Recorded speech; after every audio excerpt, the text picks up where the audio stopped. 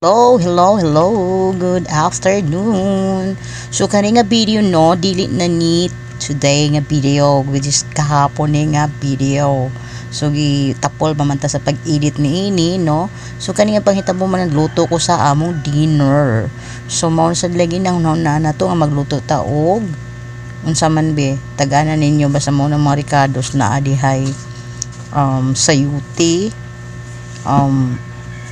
lemongrass, and then na ay onion, garlic, unsa pa, ginger, nya gamayng na ay kalamunggay o malunggay, nya naa say ahos bombay no, mao na onion no, and then naa say kuan kanang gamay nga sibuyas dahonan.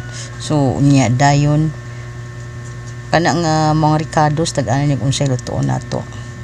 So nana sa atong mindset no nga atong lutoon manok di ay nga tinulang manok. So naghiwa na di ko diring dapita no. So dali-dali ta nga maghiwa ani kay aron ma-prepare na nato no samtang naglungag pa kuan nagitapol gigugluto na kagahapon. Among dinners wa ganahi pero unsa unta man mo bangon man kita sa pagluto gid sa atong pagpakandam sa atong mga kana ang pag panihapon para makakaon natong mga anak ko atong banan no. So mobangon ta aron sa pagluto para kanila.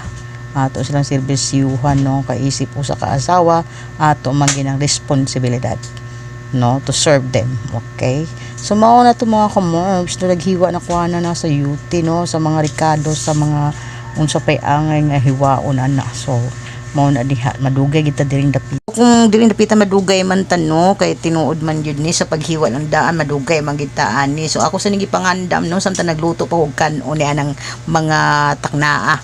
So samtang nagkuan ko nag kanang while nagwaiting ko sa pagluto sa maong kanon diya nagkuan sa ko hinahinay sa pag-slice ning mga ricados.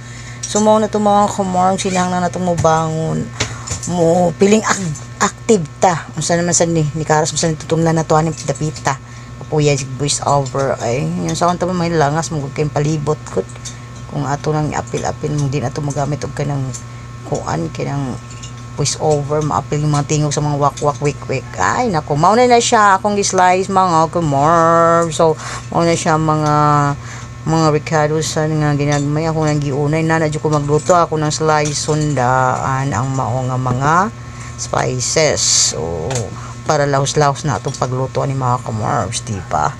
And then mo ni natuyo ko sa mao nagtuyo ko